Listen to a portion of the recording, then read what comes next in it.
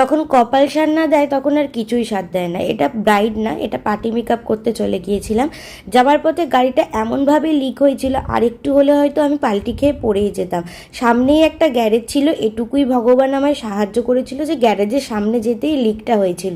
তারপর আর কি টোটোও পাইনি, অটো পাইনি, হেঁটে হেঁটেই ক্লায়েন্টের লোকেশানে গেলাম। এই হচ্ছে ক্লায়েন্টের বিফোর লুক। সমস্ত ক্লিপ নিতে পারিনি কারণ এটা ছিল আমার ফার্স্ট লোকেশন।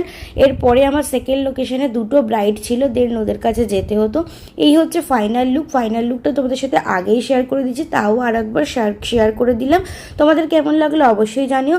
তারপরেই বসে পড়েছিল ওর বোনটা কিন্তু ভীষণ বাচ্চা, আর ও চেয়েছিল একটু কুল আন্ডারটোনের মেকআপ করতে। কুল মানে একটুখানি হচ্ছে গিয়ে সাদা আন্ডারটোনের, তো আমি সেটাই করেছিলাম। আর আগের মেকআপটা কিন্তু আমি ওয়ার্ম আন্ডারটোনের মেকআপ করেছিলাম। তো দুটো মেকআপই তোমাদের কেমন লাগলো সেটা অবশ্যই জানিও। তো চলো এখনকার মতো টাটা, বাই।